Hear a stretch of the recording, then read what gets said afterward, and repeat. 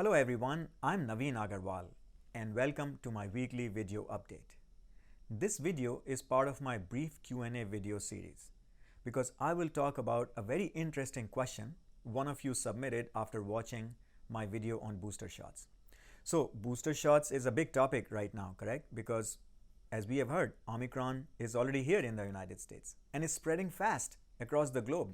This is a new variant of concern that everybody is worried about. So we will discuss the question of booster shots in light of this question that was asked to me. But in the comments below, share your questions, share your thoughts about booster shots. Have you taken a booster shot already? Are you planning to take one? What are your concerns and questions?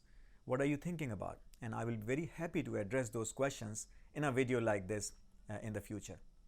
So let's talk about what this person asked, which I thought was very fascinating and relates to a common point of confusion right now in the public.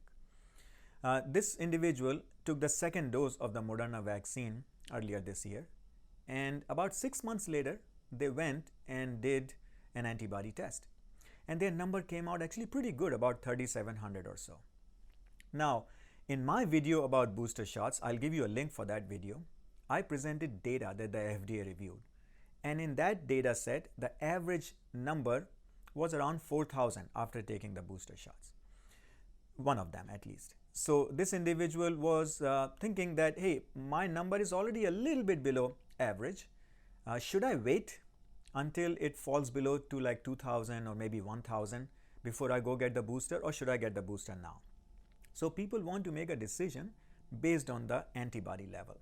And unfortunately, we don't have clear guidance from the CDC when it comes to antibody levels and your level of protection. They have not come out and told us what is a minimum antibody level we should see to have some level of protection. And that's very frustrating to me and a lot of my viewers, I know. But I hope that guidance will come soon. So there's a common confusion about antibody levels and vaccine effectiveness and whether they should go get the booster or not. So let me first tell you what the CDC guidance is about booster shots so that we are clear about it. Because I believe that is the most trusted source at this point of time about vaccine related information. What CDC is saying is that anyone 18 years and older should get a booster shot if they have already taken the primary vaccine series. So if you have taken 2 doses of Moderna or Pfizer and 6 months, you should go get a booster shot. If you have taken 1 dose of J&J vaccine and it has been about 2 months, you can go get a booster shot. And they're recommending anybody regardless of the antibody level. They're not talking about antibody levels at all. And why are they saying that?